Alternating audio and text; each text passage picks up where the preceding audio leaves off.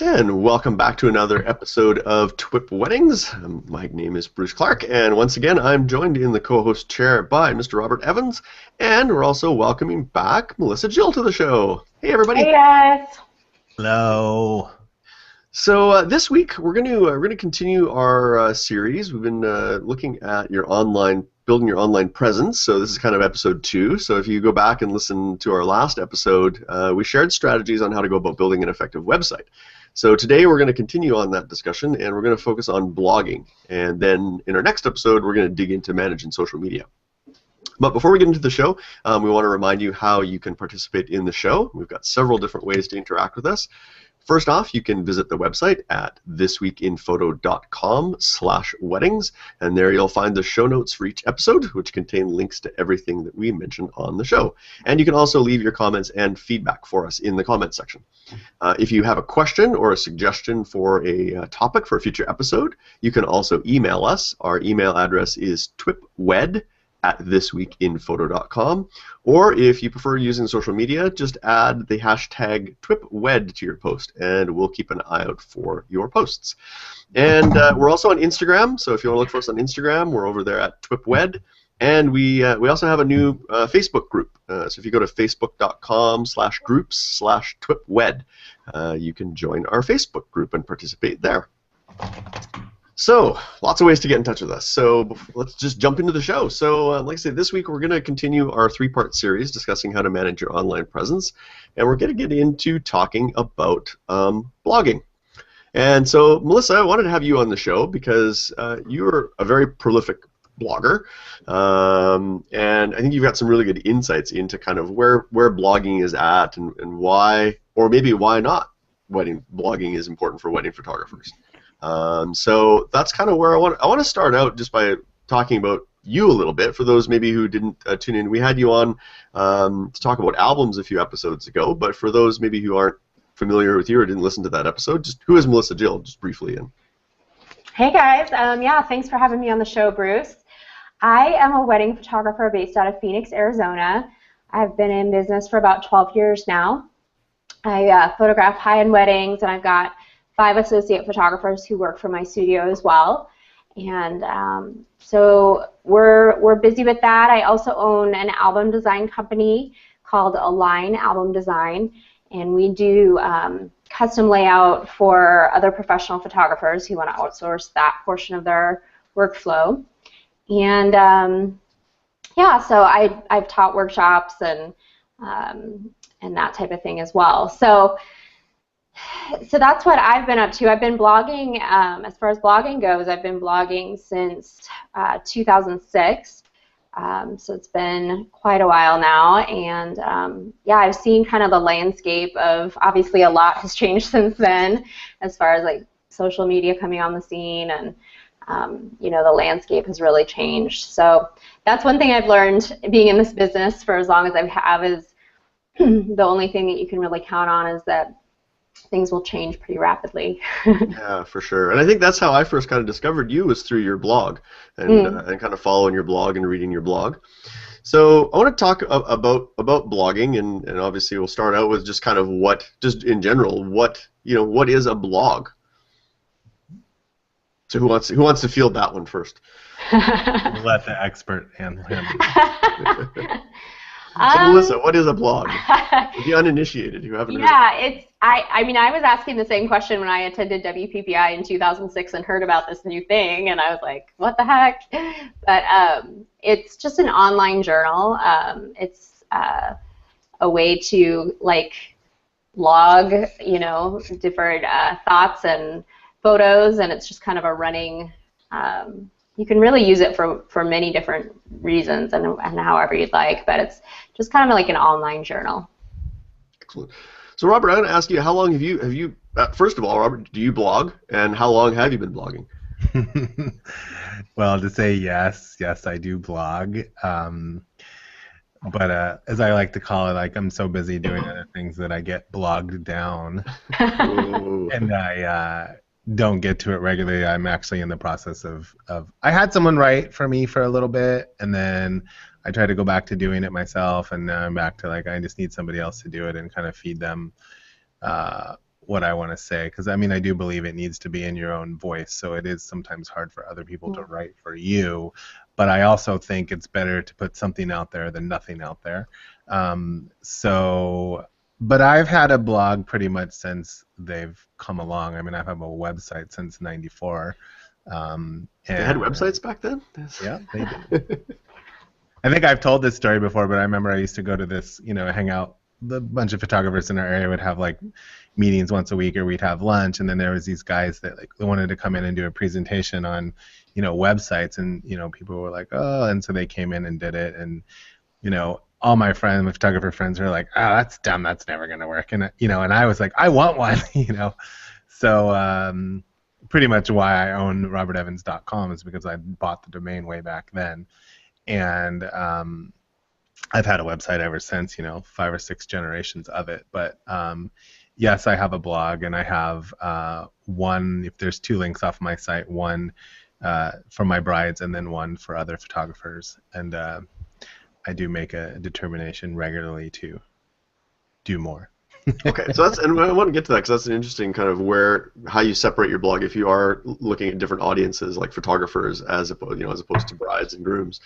So let's just talk about blogging, because Melissa, you and I were talking a little bit before we started recording the show, just a little bit about kind of the landscape of blogging has changed. So I think when I first discovered your blog, which was probably about 6 or 7 years ago, you're blogging pretty regularly. Like I think you were putting out a blog post 3-4 times a week at least, if not more, and it was a lot of. I think you were putting a lot of yourself out there, so people were really able to figure out, who is Melissa? Why would I want to hire her as my wedding photographer? But you were kind of speaking a lot to both photographers as well as potential clients. But you've seen that kind of landscape change. I think you have noticed in the last year or so you've kind of changed your blogging, or how you're going about your blogging. Yeah, blogging has been super successful throughout history for my business.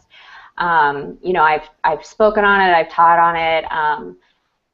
It is a lot of work, but for a while that was like my main thing that I did. That it was really the engine that fueled my business, and so I just have story after story of brides who came to me and like were already sold on wanting to hire me, and so I didn't really have to close a sale or anything. It was just, my blog was like a way for my brides to get to know me, and it kind of took that obstacle out of their path of trusting me. And so that's the thing I think that's really powerful about blogs, is it can allow you to share a little bit more about who you are as a person and connect with people on a more human level, not just as like, I'm a professional photographer, here's my resume, more of, I'm a normal person, I love my dog, I love my family, these are some of my interests,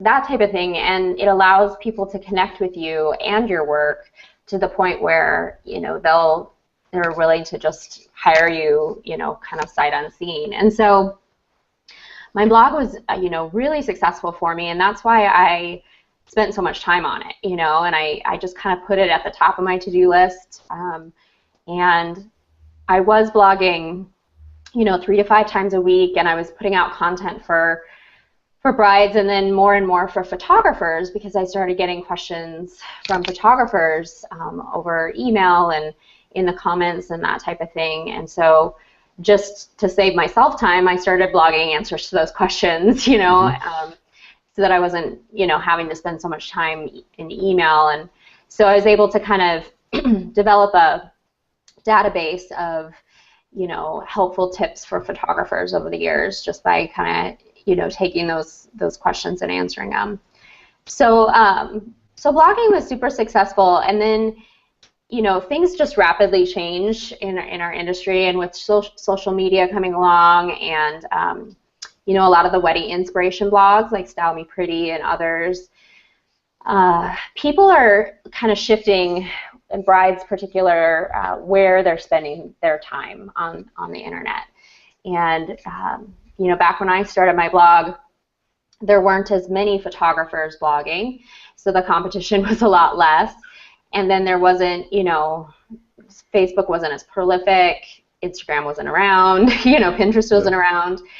And so really the landscape has changed quite a bit.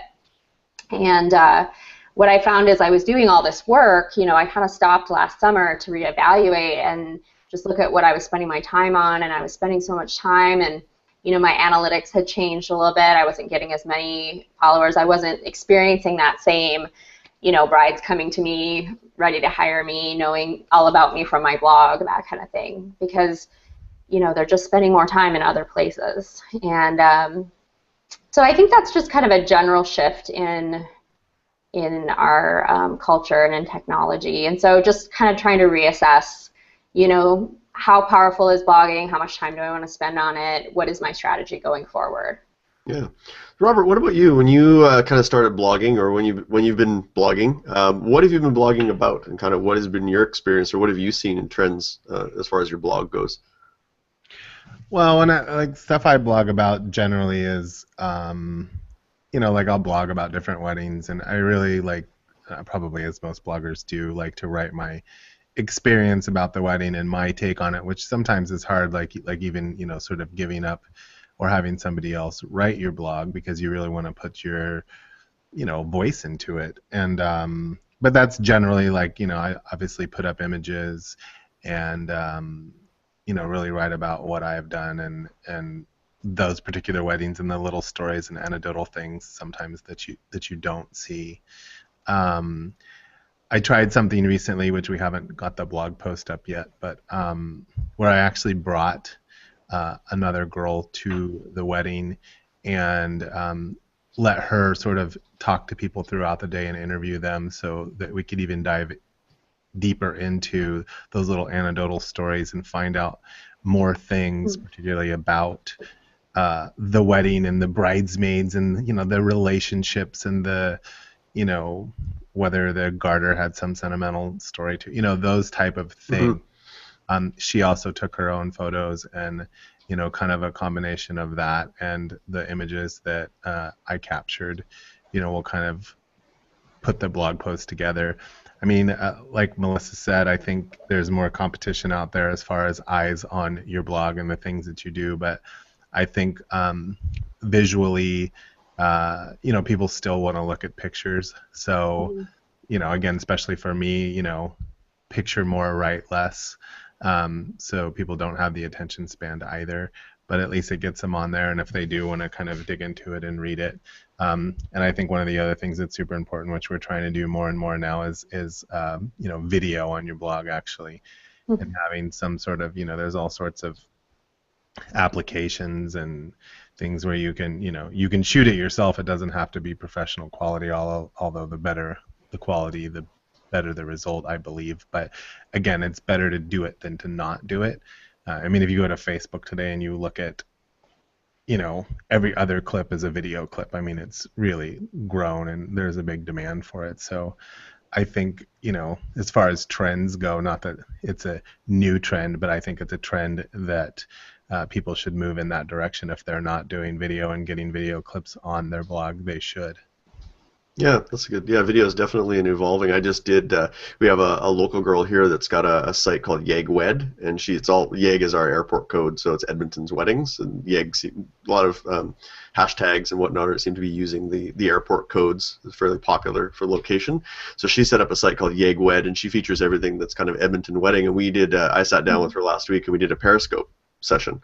We just met at a local coffee shop, and we just chatted for about 20 minutes over Periscope. I think she kind of broadcasted that out, and it's still fairly new. So we didn't. I think we had about, maybe 20 different people watching the show. So it wasn't a huge audience, but she's going to capture that the video from that, and then she's going to put that on the kind of on the site as well. So yeah, I agree that video is definitely an area that's growing. And I mean, obviously here we are on video. We can't see Robert today, but but we also are here on video. So if you're listening to the audio podcast, we do also put up the video of this as well. So so I want to talk a little bit about is blogging still, do you think blogging is still relevant, or would you put your efforts more towards getting your work, on the pages of blogs like Style Me Pretty? I know there's services like Too Bright Lights that can get your work kind of distributed out there. Do you think, Melissa, if you were going to kind of start over again today and with your blogging, would you put more energy towards that? Do you think that would lead to, getting more brides in the door, or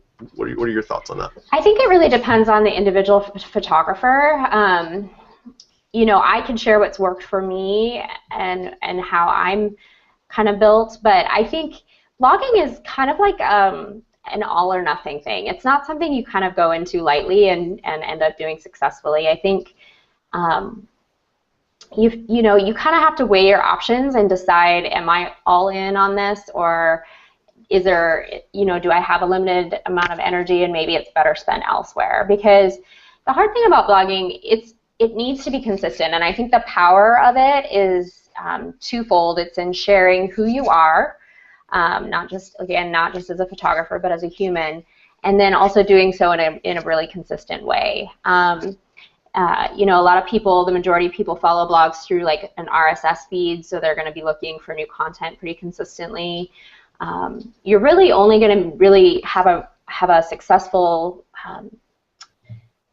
built following by, giving your readers kind of what to expect. This is how often you can expect to hear from me.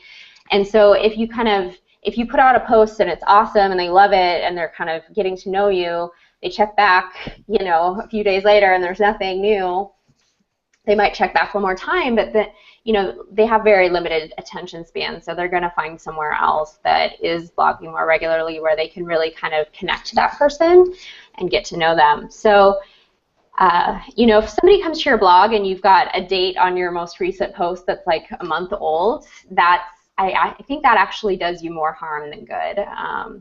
In that instance, I think, you're probably better off just taking your blog off of your website, because to me, as a bride, if I came and I saw that, I would have serious questions about, is this person in business? Is this person reliable? Is this person consistent? What's going on? Yeah, so sort of like the submarine kind of you don't want to be that submarine periscope up and then disappear for 2 months. Right. I mean, really, it's blogging is a trust builder, and if you can either grow that trust, with your audience and with potential brides, or you can really kind of hurt it by not showing up and not doing it consistently. So I don't think blogging is for everyone. I think it's really well suited to people who do enjoy writing, who are open to sharing personal things, that type of thing. And that's the type of person who really succeeds with blogging. And so I think it's really, I wouldn't say that there's, kind of a standard that I could, share with everybody. This is what you should be doing. I think it's more just figuring out who you are, and Robert was talking about videos and the power of video. Some people struggle with writing, and that's not their strong point, but they're totally comfortable talking to a video, talking on video.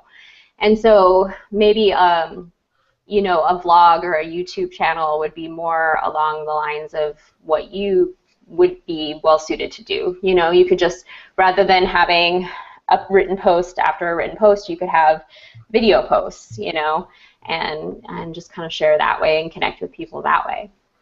Excellent. So that's a good just going to segue into sort of coming up with content for your blog. So I know, like, you used to share a lot, kind of a mixture of obviously the weddings and the work that you were doing. So obviously as wedding photographers, we already have the visual aspect, which is a huge component of Absolutely. That's an advantage that we have, I think, over a lot of other bloggers that are more the written blog and they have to go out and source images, or maybe they have to get stock imagery or whatever. We have that already. That's a big tool that we have in our arsenal. So obviously we can post about what we're shooting and things like that. But you also did a lot of personal stuff. So what would be some examples of some things that you would blog about that were attracting either brides or maybe photographers interested in your work?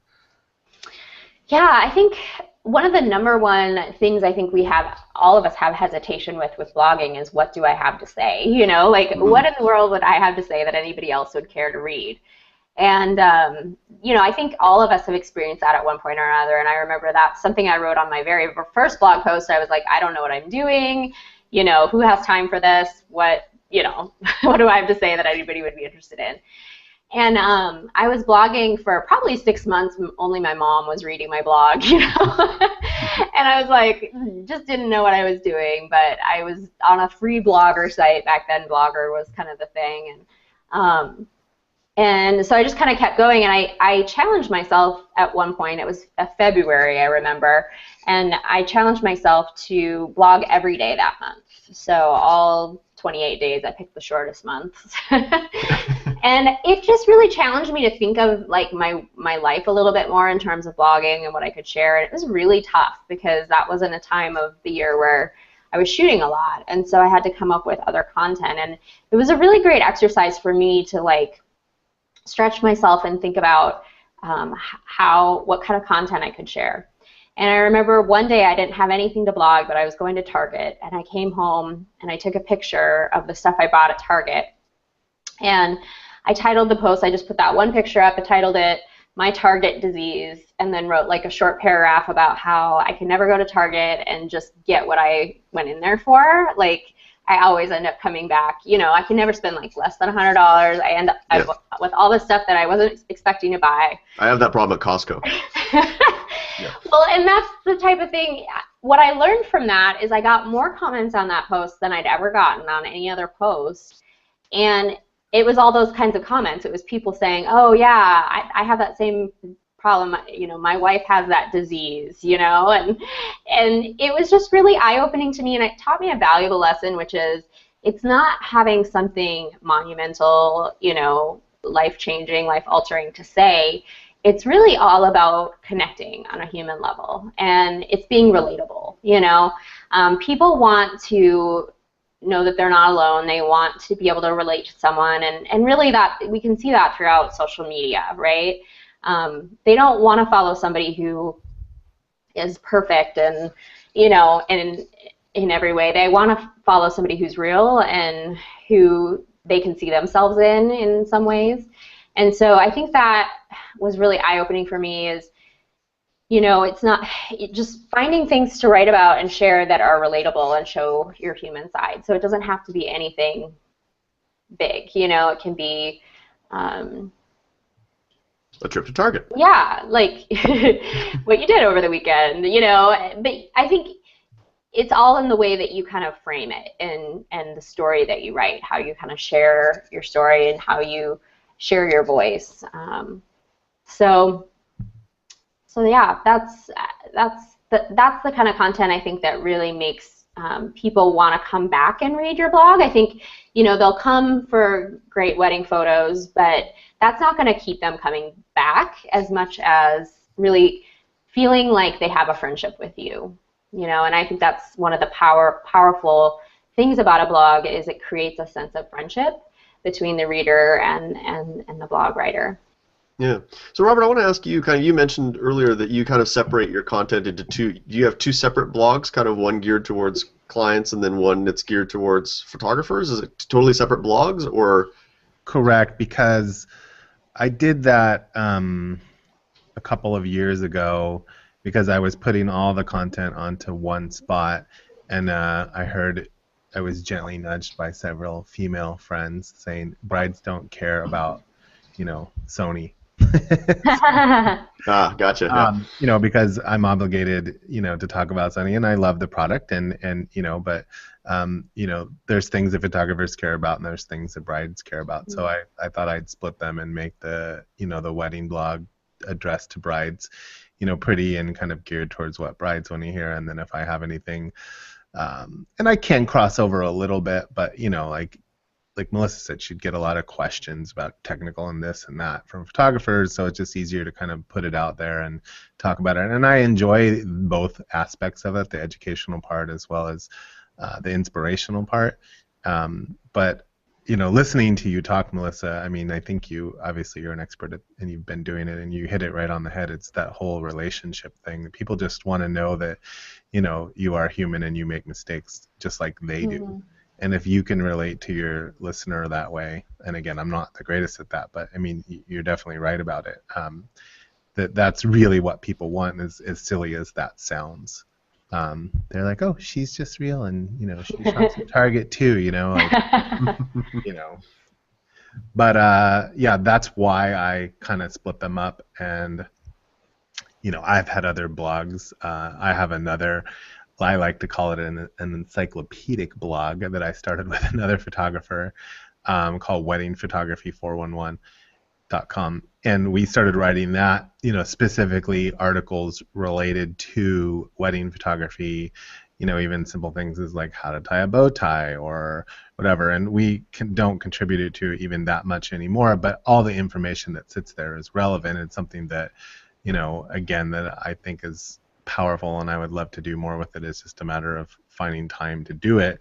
But I still think if if I look at it this way, like there's a new bride that will go there, there's 60 articles there that we had written that's there, and they're all, visually photographic images to promote the posts. Again, we wrote something a year or so ago that, are your guests ruining your wedding photos? And that was a real big topic about, just talking about, I know that I've seen articles since then, and it's something that somebody else wrote something about, it went viral or whatever, but, like the people with the cell phones and the Facebook and I talked about a lot of things, but I mean, the point is, and again, like Melissa said, you just have to be consistent with it, and if you're busy, like I am, it's kind of hard to get to, so you've got to figure out a way to, to make that work in your own business, whether it is having someone write for you or even do like small little anecdotal things and put it out there, video, like we talked about. Yeah, so that's a good question. What are your guys' thoughts on having somebody else doing your writing for you? So there's a lot of services out there now. I don't think there were, so many years ago, but I think now there's a lot more. There's services out there that'll do it, sort of ghostwriting services that'll manage and doing your blogging. Melissa, have you kind of looked at any of those services, or do you still feel like a blog is something very personal that you should do yourself, or?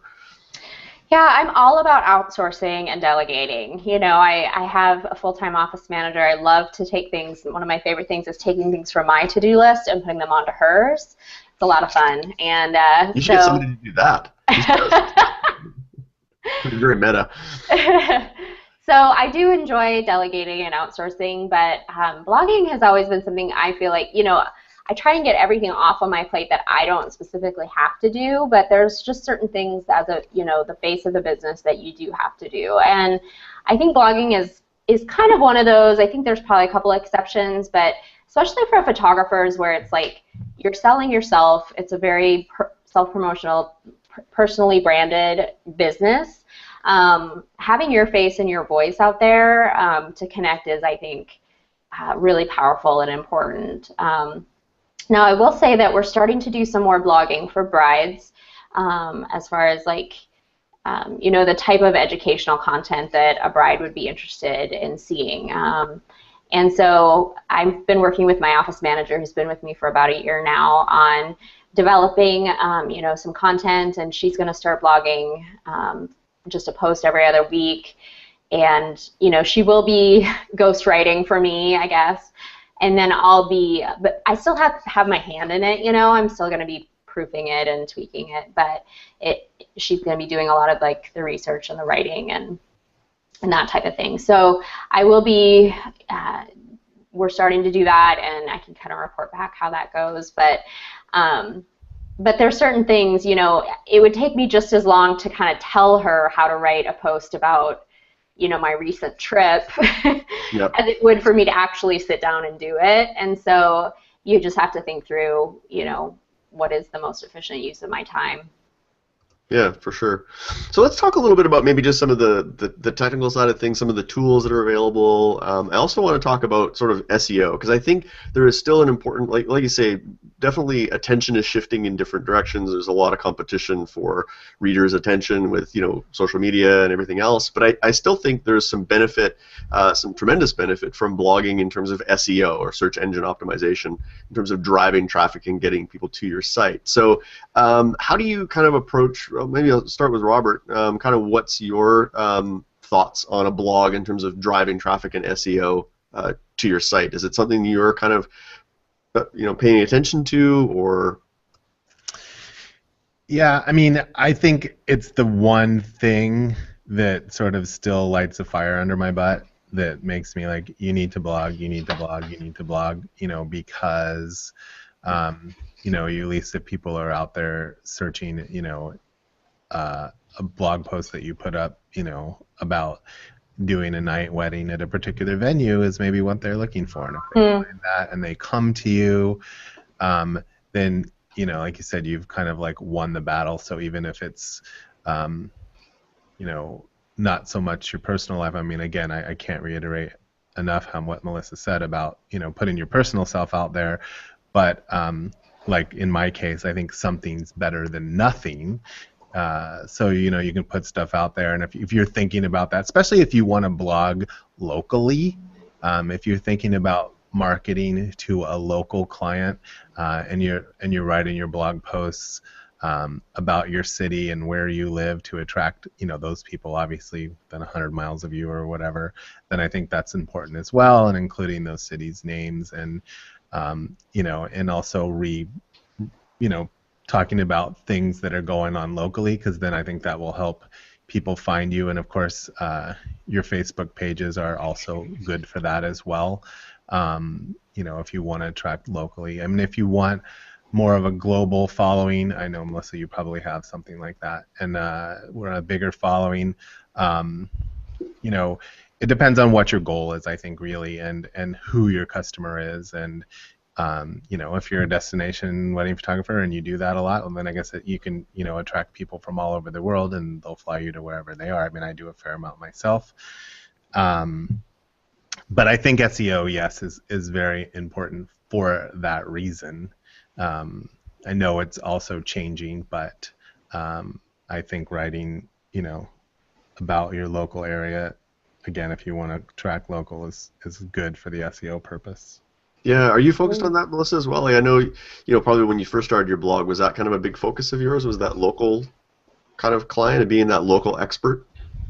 Yeah, I mean, I can't take any credit for really thinking through and being super strategic about it. I didn't really know the benefits until I ended up reaping the benefits in a lot of ways. Yeah. You know, like I said, I was just answering photographers' questions to be helpful and efficient, you know, just to save myself time, and then it ended up being really like helpful to me with SEO and being able to start teaching workshops and things like that. So I was able to benefit kind of from a happy accident in a lot of ways. But yeah, definitely looking back, I've never once paid for SEO, you know, to have any type of search engine optimization done. But because I've been blogging and I just have such a huge database over the years of content, my key search terms that I want to be at the top of, I'm right at the top. So I just pulled up my other computer and signed out of Google to make sure that that didn't impact the results. But if you type Phoenix wedding photographer, I'm getting, you know, they always have the sponsored ads at the top, but it looks like I'm like third on the first page. So I'm like right under those, the Google ads, you know, that come up by location. So, so that is huge, you know, like that's not something, I mean, you could spend a lot of money to get to that point on your SEO. So I think SEO can be really important and helpful in some markets. I think sometimes it's overrated as well, and because once you are shooting, you know, higher end weddings, you're really mostly going to be getting those type of brides are going to be finding you through referrals. They're not going to be looking on Google for their photographer. But it's kind of like it never hurts, you know, to have your name come up with like vendor referrals and a past bride and then SEO, and you know, you want your name to be there as much as possible. Yeah, you want to cast a nice wide net, right? Right. There's no one specific thing, right? You want to make sure you're covering a lot of different bases. Absolutely, and you never know how people find you. You know, I ended up shooting a wedding in Africa a couple years ago, and she found me through a local planner's website that I had shot a headshot for, and she had photo credited me, and she clicked over. So I'm not sure how she got to that planner site because she didn't hire her. You know, it must have been through some type of SEO or link over from like Style Me Pretty feature or something like that. But you just never know how people find you. It's a web, you know, so they jump from place to place, and SEO can be really powerful. And I think there's really no better way to do SEO well than to have, you know, blog content. Yeah. So what tools are both of you guys using for your blogs? Robert, what are you using to blog? What's your blogging platform? WordPress. WordPress. And Melissa, how about you? I have a custom blog that's built by a programmer, so it doesn't have any platform other than just the custom code that he's created for me. Okay, but you can get into it, like you don't need the web designer to actually blog, right? Oh no, he's created a whole back end for me, so yeah. I sign in. It's probably very similar to your experience with WordPress. I've got, all my posts, and it's really user friendly and easy to add and edit. Yeah, interesting. What made you go that route, over a custom route, over say something like a WordPress? Well, when I started in 2006, Blogger was kind of the big platform that was free, and so I did do a free Blogger site for about a year, and then I realized how powerful blogging was, and I wanted bigger images, and back then there was a lot of limitations, and so I just looked into getting a custom blog done so that I could have a little bit more control over the formatting of the blog, and right now I love that my blog is fully integrated in my website. So, it's part of my navigation. It feels very cohesive. Everything links between my website and my blog, very seamlessly. So it just made sense to me to put some money into having a custom blog just because of how powerful it has been for my business. Yeah, definitely. I noticed looking through your site, it's very seamless, right? Whereas other sites, it's sort of like they have this nice website, and then you know that you're going somewhere else when you go to their blog because it just doesn't have the same. It's a different URL too, and that's another thing to point out for SEO is it's my actual website that has high SEO. It's not just my blog. You know what I mean? Because it's all tied in to the same URL. Interesting. Yeah, we're using WordPress ourselves. I'm quite happy with it. I found you can do a lot with WordPress. It's very customizable, and there's tons of plugins and different. It's definitely the way to go nowadays. WordPress has taken over the world. So if you're just getting into blogging, I think WordPress is the way to go. Yeah, for sure. I want to ask both of you: have you had? Do you ever invite guest bloggers to contribute, articles on your site, or conversely, have you contributed articles to other blogs? What do you think the benefits or the advantages are to doing that? Robert, I'll start with you. On my wedding photography 411 blog, I think we had a few other people write for that. On my personal blog, I haven't so much. And yes, I get asked a lot to write blog posts for other people. Melissa, how about you? Yeah, I think writing for other blogs is helpful because it allows you to reach a different audience. And anything that can be linkable back to you is really helpful. People will see you on another blog, see you as an expert, and then link through to your site to find out more about you. So I think that's definitely helpful. I think when it comes to having guest bloggers on your site, I haven't done it much, and whenever I do, it's more in the context of me talking about them and then introducing them as an expert in something that relates to what my audience would want to hear. Okay, so like a wedding planner, for example, or yeah, like a makeup artist, sharing tips, those types of things. So it has to definitely fit with your brand and make sense. I get a lot of people wanting to write on my blog because it's got a good audience and they kind of want to use it as an advertisement. But I'm not just going to let any random person, or company blog on my blog because that's going to dilute my brand and probably turn off a large portion of my audience if it doesn't relate to what I've been sharing up to that point.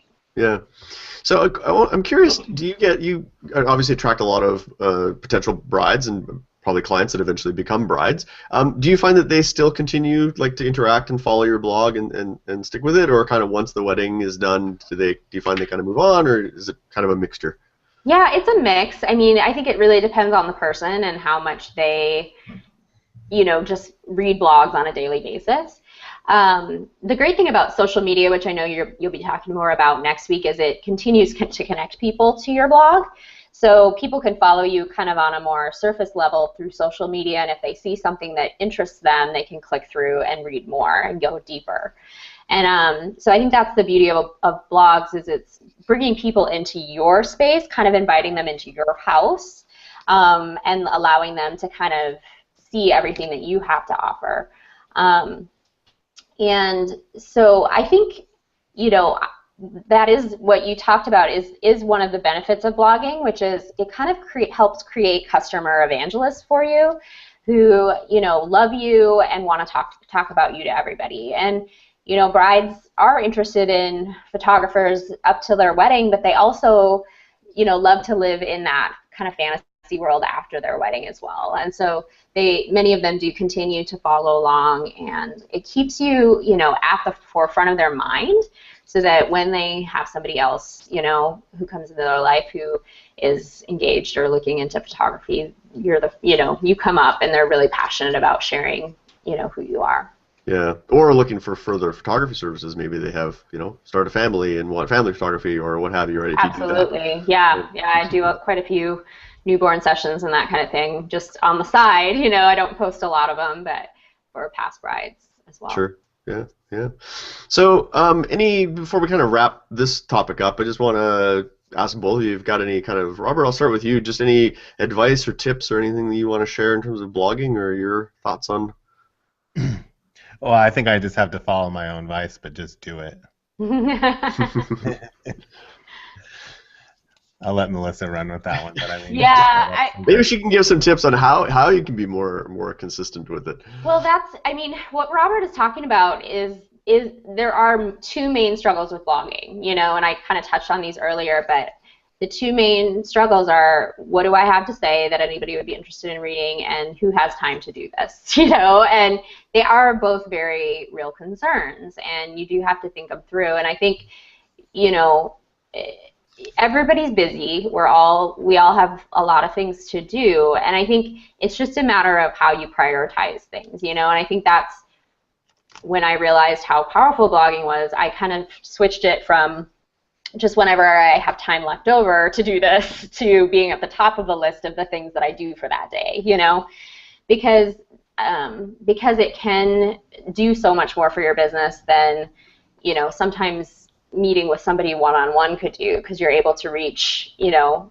kind of go into the homes of hundreds of people at one time rather than, you know, spending that time doing something else. So it can be super powerful, and I think if you find that it is powerful for you, you just have to prioritize it, and there's no other way to do it other than just putting it on your to-do list, putting it on your calendar, you know, doing a blog calendar for the month. This is what I'm going to blog this day. This is what I'm going to blog this day. And if you have some kind of habits of like, every Wednesday I'm going to blog this type of post, or, you know, if you have a few different categories that you post on, whether it's like a shoot, a blog for a photographer, helpful tips for a photographer, and then maybe something personal, you could have kind of like a day each week or every other week that you post on that content. And if you have it more regular like that and it's on your calendar, then it definitely is easier to make a reality. Yeah, like you had a fun series for a while where you were doing like an outfit. Yeah, I did like a Frivolous Friday post that was like my attempt at like putting personal content out there once a week, because I'm kind of a workaholic, so I didn't have a lot to share, but I kind of just grabbed, you know, different little tidbits from throughout the week and kind of shared my favorite outfit from that week and that type of thing. So. Yeah. And I think like one of the things that you can do, because these are my own personal struggles and the same thoughts that I've had, is like, you know, like the blog can be overwhelming if you think, oh, I've got to do all this. You know, start small and keep it simple. Yes. You know, give yourself, I'm going to blog once a week. Right. You know, and get to that, and then maybe what happens is you start seeing the results of that once a week, and then so of course you're motivated. Oh, look, people are listening and talking, and you know, so I'm going to do twice a week, or you know, and then you can work your way up depending on how deep into blogging you want to go. And also, since I've experimented with this before, and Melissa was talking about it, about having somebody else possibly write your blog, even if you feel like you can't do that, to have somebody actually prepare the images and get them up on the blog and do all of that work, that's a huge time saver, because even once you've written something and then you go to put it on the blog and format it, and you know, that's a little bit time consuming as well, so you could have somebody do that. Some of the things that I'm experimenting with now, again, like wanting to keep it in your own voice, especially let's say I'm going to blog about a particular wedding, I choose the 5 to 10 images that are going to be in the blog post, and then I literally like record talk about them, and then give that to my person who's now going to write it. So at least it has a little bit of my own voice. And then you see it in draft, and you can tweak it and change it a little bit, and then publish it yourself. So those are some tips, like again, that you could work towards, having someone help you or just doing it yourself. But I think it's very easy to feel overwhelmed or bogged down, as I like to call it. But take those steps to at least make some sort of progress. Yeah, I made a conscious effort to say, okay, I'm not going to try to blog every day because I knew that wasn't realistic. So I said, okay, I'm going to try and blog at least weekly. And what I've done now is, I've made it part of my workflow. And I had a day last, month where I knew it was a little quieter. I was caught up on editing. So what I did is I actually sat down and banged out like 12 blog posts. Wow. But I scheduled them. So they didn't go all out at once. I put them in WordPress lets you schedule, and then I just had it. So I basically knew that I had 12 weeks worth of blog posts queued up and ready to go, and I kind of took a little of that pressure off, and I felt, okay, That's great. now I can, let 6 or 7 weeks go by, and then I'll sit down and have another one of those days where I'll put together, a few more, right? And then I don't feel as overwhelmed, and and then it's done, and I don't have to think about it. I can be on vacation. I don't know what that is, but if I were to take a vacation, then the machine is still kind of running for you. There's still content being pushed out. People are still being updated, even though you might be, laying on a beach somewhere sipping a pina colada. But absolutely. Yeah. So yeah, I like Robert's advice: is don't try to be too ambitious with it. Like, don't try and I liked your strategy there, Melissa, where you gave yourself a challenge of 1 month where you're going to kind of blog every day. But I think some people get so overwhelmed by it, they just don't know where to start, and then they just it's like anything, like getting back into fitness or anything, right? Like we're and the reason that I did that is it's like they say you have to do something once every day for like a month to develop a habit, and so I just kind of did that as my own like little challenge to try and get into the habit of blogging. Not that I would continue to do blogging at that rate, but it definitely helped, just to get my voice and to make it easier to come up with those ideas and content. So excellent, good stuff. Well, hopefully with that we provided our audience with some things to think about, some food for thought when it comes to blogging. So I think we want to move on now to our next section, which is our listener question. And each week we will choose a listener question to answer on the show. And this week we've got a question from Greg Allen. And Greg emailed us, and he wants to know, is there a mega trends type resource I can go to that will help me see the trends in wedding photography? How about wedding photography statistics? So, Greg wants to know, where can he go? He kind of wants to, I guess he wants to sort of keep his finger on the pulse. So what's current? What are the current trends? What's happening out there? Well, Robert, do you know of any sites like that? My initial gut would be to just say the not, but my bigger gut reaction would be like, don't worry about that and do your own thing. Set a trend. Set his own trend. Yeah, I mean, you can get so caught up in, we're talking about blogging and looking at people's blogs and what are they doing, and I think there's that like keeping up with the Joneses, and I know all photographers do that, and they look at pictures and go, oh my gosh, I'm terrible. This person's better than I am, or they're doing this, and they're taking your ideas and they're implementing them, and we hear the whole thing like picture stealing and people using other photographers' pictures and all that stuff. Like, I personally think, I look around a little bit, but I just do my own thing. I do what I love. I do it from the heart. I do what I'm good at. You probably can get business and marketing ideas. I think that's good. But I think as far as, photographing and taking pictures, do what's in your heart and shoot your style, because that's ultimately how you're going to stand out. I want to stick my finger down my throat, quite honestly, and as I look around the web and I look at a lot of the photography, and it all just looks the same. I mean, there's not a lot of difference in what's out there right now. So I think if you really can stand out and be different somehow, you're gonna do well. Just stick to it and go out there. But I mean, as far as a source to get the trends and what's going on, I don't know. I don't know. I would say the knot probably has its biggest finger in the pie. Yeah. Melissa, what about you? Any Yeah, I would just kind of second what Robert mentioned. I don't know a great resource. I would maybe look at PPA, Professional Photographers of America, for wedding photography type stats, and maybe Wedding Wire or The Knot. Those are the kind of the big ones. But yeah, I mean, I don't know what his motivation is for that, but you know, just kind of looking on social media as well, you can kind of see trends there as well. But yeah, I think being different is probably your biggest asset to stand out in the sea of this oversaturated industry. Yeah, we always, one of the things we pride ourselves on is we try not to chase the trends too much too, because trends, I mean, there's like fashion or anything else, they come and go. There's trends, you see a lot of trends in post-production, right? You see a lot of, a while ago it was sort of everything was the yellow tea stain kind of like, and it looked awful, and we said, it might look trendy today, and we tell our clients this, you might see some stuff that looks trendy today, but you're going to hate your photos in a couple of years because that trend's going to go. All right, so clean, classic, timeless. That's never going to go out of style. But some of the stuff that you see, that's like the matte finish now is very popular, right? And it looks really cool. But is it going to look cool in 3 or 4 years? Selective color looked cool to some people.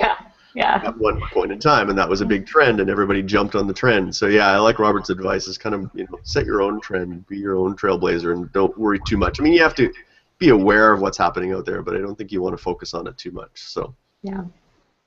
I think marketing, if there are marketing things, like the one thing that just popped in my mind is, like photo booths are everywhere. If you want to have a little extra money, like kind of do your own makeshift photo booth if you want. Why should that business go to somebody else? Set up a backdrop, hire another photographer, put a remote on a camera, and let people be able to take their own pictures, somewhat faux photo booth-ish. That I think, like it's popular, and if you have the opportunity to make more money, then put your own spin on it. Make your own photo booth. Create your own fun. Again, that's sort of putting your own style into something that's popular. But marketing, like you'll just see things that are, popular and just. But anyway, I'm going to stop. Excellent. Well, that's a great question. Thanks to Greg Allen for emailing us. Of course, we want to hear from you and answer your questions. So head on over to thisweekinphoto.com and leave your questions and comments on the blog post for this episode. Or you can also submit your question, like Greg did, by emailing us at twipwed@thisweekinphoto.com. All right, up next we've got our picks of the week, and in each episode we're going to share a photography-related item that we think would benefit wedding photographers. Our picks can be anything as long as they are somehow related to photography or the business of photography. Melissa, since you're our special guest this week, we're going to go ahead and let you go first, and I think you've got you're going to show us something on your screen. So for those who are watching the video, Melissa's going to actually show us her pick of the week. This is more like business and productivity related. This is an app, a software kind of app for project management. It's called Trello, so just Trello.com. And I read the book Making Ideas Happen, and just really loved like thinking through kind of how to organize my time and how to break things up, so I'm not like checking email all day and kind of doing things that are just time suck, and actually getting like the most important things done for my business. And so Trello is a great app. You can create these boards and then individual kind of cards on each board, and you can like move things around. So you can organize it really however you'd like. You create these yourself. So I've got like kind of my business to-do list, and then I kind of have things I'm waiting on other people for, or need to follow up on, kind of a list of things I want to accomplish this week, and then I actually do a list every day. And so you can go in, you can create checklists on here, add items. Here, and then you can check them off, and then you can archive the card when you're done. So it's really handy. Like, you can move things around, you can invite other people onto a board. Here's my office manager, so she's a part of this card. We've got, our list of things we have to do to accomplish this task, and then we can share comments on it as well and kind of communicate back and forth on getting that done. So It's a pretty neat app. I used to be, you know, a big kind of paper checklist. You know, I like crossing things off, but this is kind of accomplishes that same thing and is really versatile. And the cool thing about it is that you can also it syncs with the app on your phone, so you have it with you at all times, and you have the desktop version as well, and it just syncs, so you can easily, you know, update things on the go. Cool. That's called Trello. Trello. Trello. Do you know, was there a cost for it? Is it a subscription type service? Or? There is. It's like one of those kind of things if you want to get like the pro version, but I just have the free version, and it does everything I need it to do. So I think, you know, if you're a bigger company and want to have, you know, a lot more going on, then you could upgrade, but it's totally free. So fantastic. Great. It's a bonus. Yeah. Cool. Very good. Mr. Evans, what have you got for us this week? Well, I'm most excited about my toys that I've ordered. Oh, I'm going to guess what you have ordered. What did I order? The new A7R2? Correct. Well, I will get one of those, but being a Sony artisan, I may not have to pay for that one. But I did order for myself, which we don't always get everything, the RX104. So it's Sony's little point and shoot. And I've always wanted one of those, and I've never ordered it. And of course, they just came out with a new one.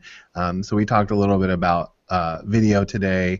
Great little video camera, and it now shoots 4K video. I don't think you need that for blogging, of course, but it shoots other than 4K. But it's just, for me, it's like I'm excited to have like a camera that I keep with me all the time.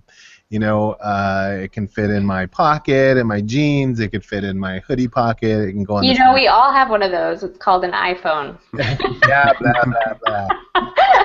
I have an iPhone too, but the quality is just not. And what I love, what the Sony does, is that you can take that picture or that video clip and you can Wi-Fi it right to your phone, so that you can, you know, send that out on social media or however you want right away. So, you know, we even talked about even doing video stuff for your site, and you can actually use the camera, look through a camera, and then send it to your phone or your computer for that matter via Wi-Fi or NFC, depending on the type of phone that you have. And I love it. Like, I take pictures with my Sony cameras. I mean, I have other ones, and I send them to my phone all the time, and then those go on Instagram. I rarely take pictures with my iPhone anymore. I mean, I know people do it, but I like the quality that the cameras give, and then plus I have, you know, a nice size file. I mean, what if you're out, you see a nice fine art picture, you're not going to sell that with your iPhone, so you need a good size file, and so that's what it's. The Sony RX104 is my pick of the week. Very good, excellent. What's that go for? Do you know roughly? With the 4K video, it's about $900. You could get a previous version. The RX103 I think is about $650. A little bit less, but I think now with the 4K video in it. And I was actually just talking to a friend of mine who, speaking of just trends, he has a slow-mo photo booth, and he was using Sony's the FS700s, you know, which is a $7,000-8,000 video camera to accomplish slow-mo. And he said he's buying all those cameras because the slow-mo video on that is so amazing that he doesn't have to buy those big expensive cameras anymore. So for a huge professional use, it also had the same benefit. I thought that was very interesting that he's going to forego that camera. Yeah, I've seen those slow-mo wedding booths at weddings. They can be kind of fun. Have you seen one, Melissa, at a wedding? No, I haven't. Yeah, they're pretty fun. They're pretty. So they basically shoot slow-mo video, and then they, you know, have people like fake punching each other or doing funny things, and then they slow it all down. It looks pretty neat. Huh. Or, you know, glitter guns that pop and explode and different things. Looks pretty neat in slow-mo. So excellent, great pick. Well, my pick maybe will help you, Robert. We'll see. So I'm starting to look into this. It's a tool I've been aware of for a while. I'm not actually using it yet, but I'm starting to look at it pretty seriously. And it's a product called CoSchedule. And it's basically a service that you can plug into WordPress. And what it lets you do is it helps you plan your social media and your blogging. So it's basically lets you put your marketing and your social media and your blogging and everything kind of all in a schedule, and then it helps you organize it and get it published and push it out to all the different, you know, social media networks, and you know, sort of you can plan your images for like Pinterest and Instagram, and then record something for YouTube, and then kind of plan and organize that all with CoSchedule. So it also lets you sort of take old posts that you've done and kind of repost those and get more traffic to them. And so yeah, it looks like a pretty cool service. And you can try it for free, and then they have different plans depending on the size of your company and whatnot. They have a plan. It's about $30 a month. It lets you connect up to 10 different social profiles, and then it has integration with things like Google Docs or Evernote. So if you're a big Evernote user, which I love Evernote, you can actually craft and draft your blog posts and things in Evernote, and then have those turned into blog posts and whatnot. So it's a pretty cool service. Now, if you don't want to pay for something and you just want to do like what I did, WordPress lets you schedule your posts. So if you want to just get started, you can create posts in WordPress and then schedule them to be published at a certain date and a certain time. So again, like I did a whole bunch of blog posts and then just scheduled them to post for me so that they just sort of go out. So that's kind of where you can start. And then if you want to kind of advance, beyond that and do more with it, you can look at a product like CoSchedule. Look at you with a relevant pick. Look at that. Hey, a relevant pick and everything. That hardly ever happens. I hardly ever pick a relevant pick, but this week I figured I'd up my game and pick something relevant. So.